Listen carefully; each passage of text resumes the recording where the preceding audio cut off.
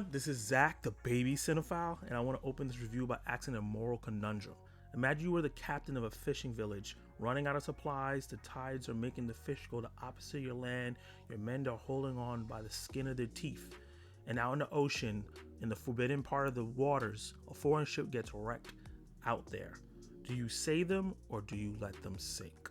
This is the situation that Dan presents the audience as this 19th century fishing outpost led by Odessa Young's character Eve is given this impossible decision. Eve, who has inherited this outpost from her late husband, she's grieving, is given this final decision because she now owns everything and she struggles with it in the opening.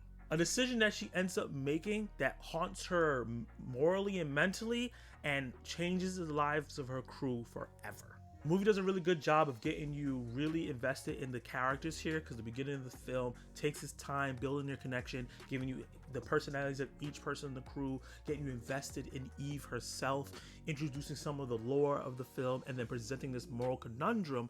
And it had me engaged and hooked from the beginning because the movie is really well made and beautiful to look at. And still to this day, I'm not too sure what I would do. Would I save this foreign crew that we don't know, or because they're also Christians or have a certain faith, so their faith is telling them that they should save them? Or hey, do we have enough supplies and food to help these people anyway, and we might risk ourselves dying going out there?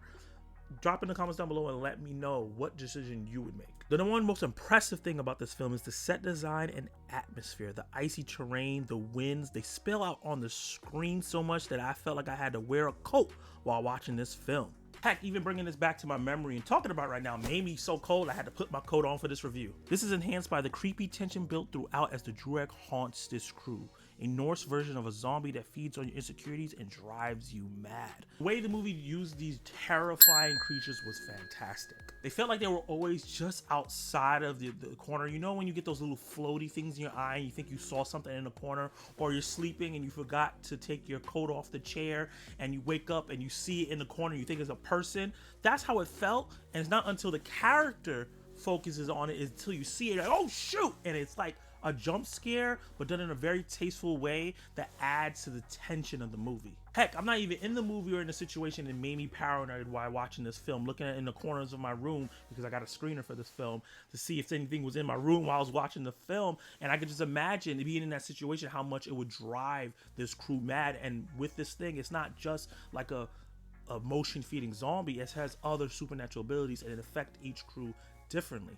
Odessa Young's character Eve, she was a little sharper than everyone else, so her concern and her grief that she was feeling for her husband kept her a little bit more alert to everything and trying to protect her crew, instead of driving to madness, how it was driving them to fight each other, even though they had this other thing that they needed to worry about. And Odessa Young, man, she's now on my radar of actresses that I need to check out after her performance here and her performance in last year's very underrated film, The Order. She does a really good job in both roles, and this is her first lead role that I've seen her in. Her character is very smart, assertive, but very vulnerable at the same time, and she's dealing with a lot of emotions and a lot of drama, and Odessa pulls off all of it and knocks it out of the park. This movie's not quite elevated horror. I see a lot of people comparing this film to something like Robert Eggers' The Witch. It's not quite like that. It's not as slow moving, and it's not as deep in terms of its themes as that, but it's also not like a Blumhouse film that's jump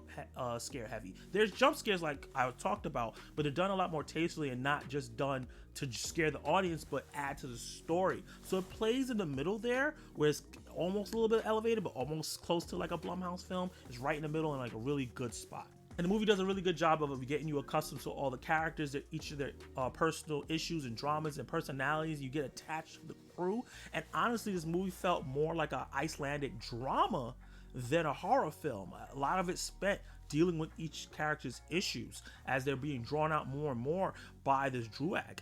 And it felt like a period piece drama that was being interrupted by the horrors. The movie's gorgeous to look at. The cinematography and the use of the weather really creates a very great atmosphere that's unique to this film.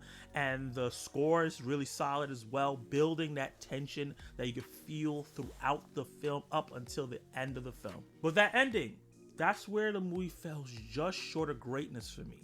It's not terrible. I still like the movie and I still like the ending, but it wasn't as impactful as I wanted it to be. So, you know, the movie, like I said, was straddling in between that elevated horror and jump scare film, like right in the middle with really great production design. It didn't feel cheap.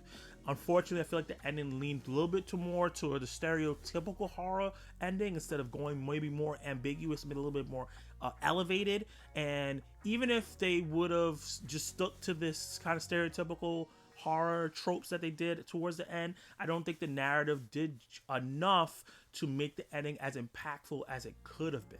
The movie had all these really great twists and turns, a lot of great lore that I've never heard about that's part of Nordic and Icelandic culture, and I really was interested in all those things. There was some things that happened in the way they played with illusions that I liked a lot, and I really wish the ending was a little just more impactful to really make all of it feel like it was leading to something great. I can see a lot of people walking away feeling a little let down or disappointed by it, even though I think it's still all solid. This film is in theaters right now. It's going to be on digital January 21st. If you're someone that has like a Regal Unlimited membership or AMC Stubs or Plus or whatever it's called, I would say go check it out. This is actually a really solid film to check out in the theaters. I think in the dark, in the theaters with people, the atmosphere is going to be really great to enjoy.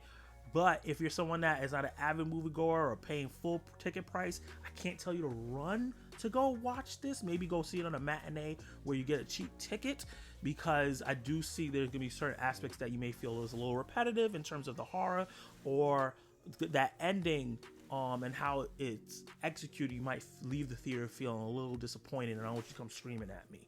But yeah, definitely go check this out, whether you go check it out in the theater and support this small film, or you watch it on digital and rent it on the 21st.